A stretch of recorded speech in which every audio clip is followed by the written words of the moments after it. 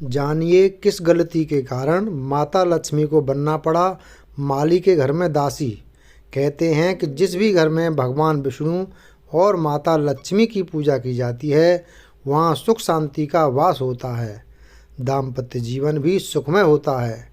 लेकिन क्या आप जानते हैं कि एक बार ऐसा भी हुआ कि माता लक्ष्मी को दासी बनना पड़ा था। आइए जानते हैं क्या है पूरी कहानी। पौराणिक कथाओं में जिक्र मिलता है कि एक बार श्री हरि धरती पर भ्रमण करने के लिए जा रहे थे। तभी देवी लक्ष्मी ने उनके साथ चलने की अनुमति मांगी। कई बार कहने पर भगवान विष्णु ने कहा कि वह साथ चल सकती हैं, लेकिन उन्हें एक शर्त माननी होगी।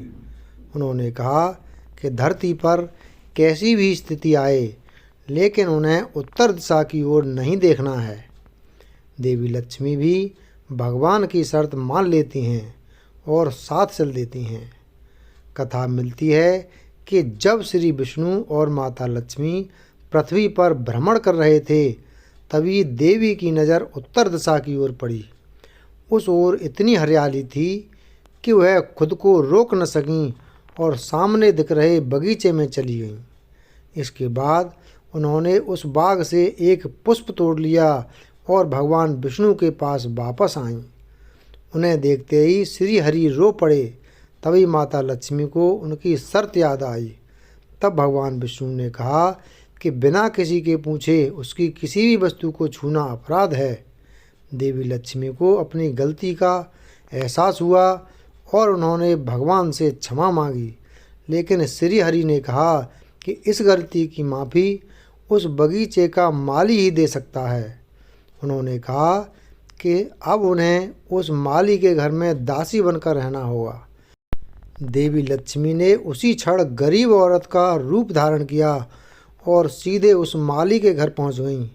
माली ने उनसे कभी खेत में काम करवाया, कभी बगीचे में, तो कभी घर में। लेकिन एक दिन उसे पता चल गया कि वह दासी कोई और नहीं माता लक्ष्मी हैं, तो वह रो पड़ा।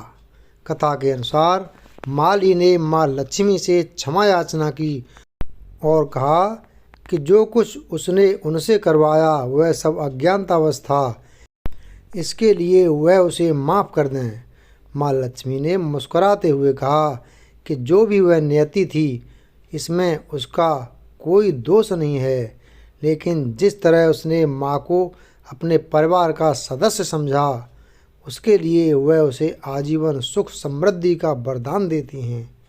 देवी लक्ष्मी ने कहा कि माली और उसके परिवार के सदस्यों को जीवन में किसी भी तरह का कष्ट नहीं भोगना पड़ेगा। इतना कहकर देवी अंतर्ध्यान होकर विष्णु लोक वापस चली गईं।